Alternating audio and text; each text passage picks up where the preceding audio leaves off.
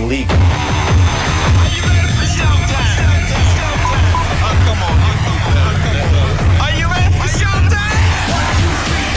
Breakdown, baby. Who the hell is this? Alan, you have been described by your enemies as evil, insane, manipulative. Who are you? To examine it would be to demystify it. Yo, get a ticket with a tasty groove, okay? Wow. Definitely makes me cringe. Very, very, very painful. 1, 2, 3, ticket. Ticket, come on. God damn it, put your one-time ticket. What the You're disgusting. It's the Alan Cox Show on 100.7 You ignorant trick bastard. WMMS Cleveland.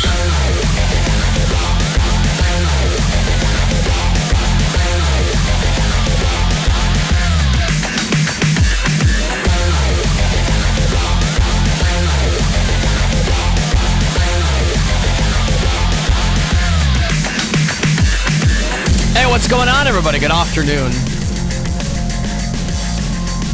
Greetings and all that. How you feeling? Good? Good.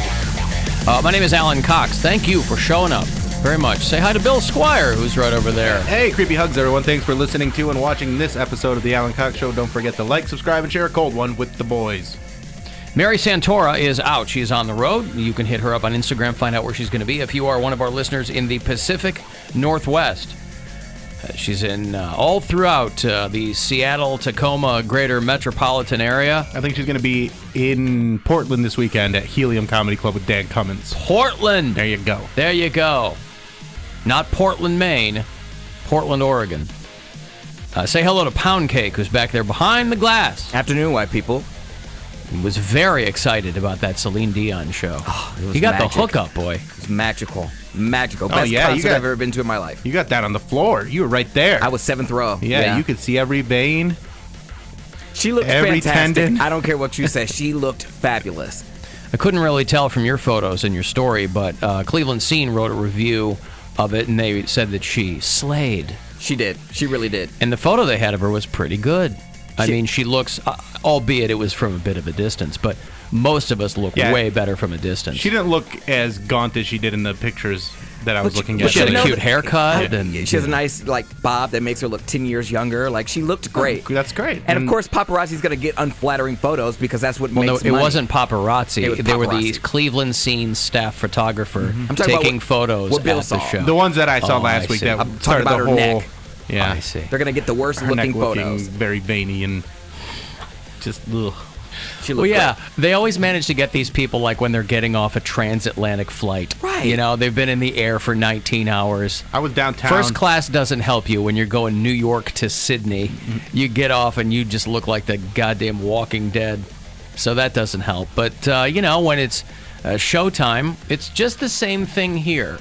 As Celine Dion going on stage after a decade gone in Cleveland, she did the Romo Fijo on Friday night, and Poundcake was there. Got a little inside action, gets himself from the nosebleeds, by the way. The tickets he had that this company provided for him. You know, the ceiling is hitting you on the head. You have to, so he gets himself a hookup. You can't in even the put your house. hands up. Can't even put your hands up, and they get him into the 7th row. That had to be the best radio finesse I've ever had in my life. But it's also I had a plug. it's just like this show. I'll pull back the curtain a bit. 30 minutes prior to every one of our broadcasts, we're all in hair and makeup. So we want to look our best since it ain't just radio anymore. Cameras and everything. So, you know, if you watch the live stream, God, you should be very, very pleased that you don't see us before we go through hair and makeup. Oh, because it's a sight. Wow, I look just like Poundcake. Before What's that supposed to mean? I don't know. I just thought it was funny. I have no idea. I get some pancake on me, and then I don't look like Poundcake anymore. But so yeah, it was. You had a good time though. It's the best show you've ever seen in your life. I bawled mine the entire time. Was that would it have been had you had those original tickets? Was it a combination of being so close? And I imagine that made it more emotional for you. I'm sure. I'm sure it Were you surrounded by crying men down there, or was it? What was because they wanted to leave. They're there with their wives. I saw them leaving. What was the makeup of the audience? Girls, other than running mascara, soccer moms, their daughters. Yeah, I was gays, gonna say that's got to be an older crowd at this point. Gays, and then the women's husbands, like because there was people there that the wives that brought their husbands along, and they're just, you could tell they're like, oh, all right, it's our anniversary, baby. Like, I'll do anything for you. Sure. But they're not singing. They're just and waiting for dancing. that boat song. They're like, as soon as she sings that boat song, I know we get to go home. It means we're 20 minutes from my promised beach. Yeah. Yeah, I'm sure that had something to do with it. But no, these soccer moms were getting ready to throw down. Like, they were ready to fight because I was up in the 7th row. So there's a lot of people that, paid money to be on the floor, but they were in the back. So once, she started playing the big hits, girls were running up to get pictures in the front and blocking the aisleway. Now, normally, that would probably bother me if I paid, however much money to sit there. But, I mean, I didn't pay for my ticket, so I wasn't hating. And I thought, I'm like, well, if there's a fire or something, these people are the first to get trampled. So I really didn't care. But these soccer moms... That was your thought. Hey, if something bad happens, they're gonna... these people will get killed first. Yeah. Okay. So I didn't care. But these soccer moms in front of me were not having it. They were elbowing people and shoulder checking. I'm like, oh my gosh. Shoulder checking. Yes. Well, you thought that you'd think that it's, it just goes to show you no matter how amazing or emotional of an evening this kind of music can allegedly fill your heart with. When it comes right down to it, it's still bitchy women throwing elbows at another woman. And there was wine involved. Like there was alcohol there. Yeah, so. they were having a time. I got down there a little bit before the concert ended and was meeting up with some friends. And I saw everyone leaving the concert, and it was women just in their moment, just feeling it. They loved it. And then all the husbands like rubbing their eyes like, oh man, that was pretty fun, right, honey? Yeah, that was a good time. How much did I pay for that ticket? Oh, good Lord, I'm glad you had a good time. Want to keep your woman happy. Yeah, she played all the hits. Like, I was trying to think. I was like, what song did she not sing that I wanted her to sing? And I couldn't think of one. I'm like, she sang everything. Beauty and the Beast.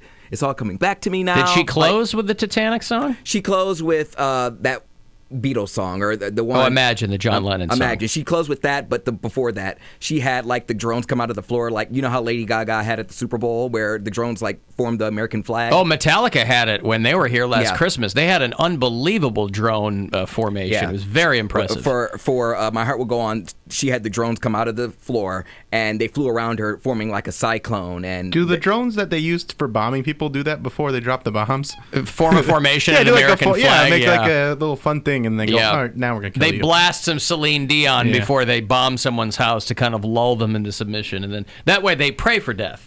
But first they'll play a little Celine Dion to anesthetize them to some degree. No, but yeah. I needed a release. Bill was like, I guarantee every guy in that place. A release? Every guy in that place with his wife, that show was probably one half of an equation.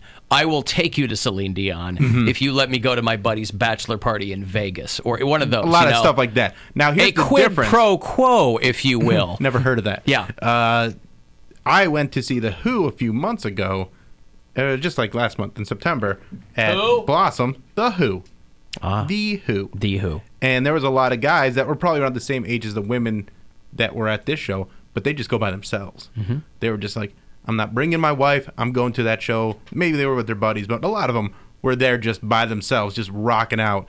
Because guys will do that, especially like 60-year-old guys. They don't care anymore. They got their dad shoes on. They got a ponytail still. They just want to go and hear their songs. That's right. And I appreciate those guys. You want to hear Pinball Wizard and hit the bricks? No, but me and everyone next to me, everyone in my row, I was in G, everyone in my row was sobbing. And I looked at my roommate, my roommate looked at me, and we were like, we never speak of this again.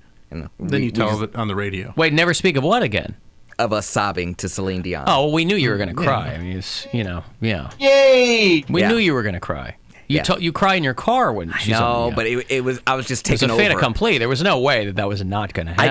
I'm just saying. Can you imagine if he had walked out of that show, go, what is wrong with me? I watched that whole show and I sat there stony-faced and dry-eyed the whole time. Nothing happened. Yeah, what if you went and you hated her? I have become impervious. Well, I knew that wasn't going to happen. But what if you didn't have the emotional reaction you thought you were going to have? But she was like my number one, and I'm seeing her up close and personal. Like, there was a guy in front of me who was wearing like a sparkly jacket, and she saw from the stage, she was like, oh, I like your jacket. And the gay nearly fell out. He nearly passed out. He's like, Celine likes my jacket. Oh my God. Like, his world was made. So I was like, that could be me. Maybe she saw me like by proxy. Wait, I was did you him. post a picture of your mesh top or whatever you wore?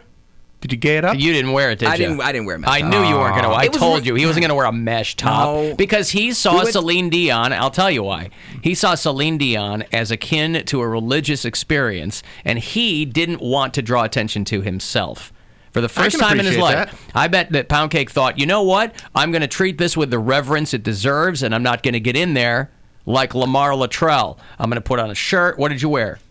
I had a nice button-up and some nice tight skinny jeans. There you go. See? Perfect. And we went to the Celine Dion Celine's after not party. going to call him out like the guy in the jacket, but he's going to enjoy the show, and he's going to feel like he respected her And by the way, as his queen. at the time I was getting dressed up to be in the nosebleeds, so I didn't think that she would see me anyways.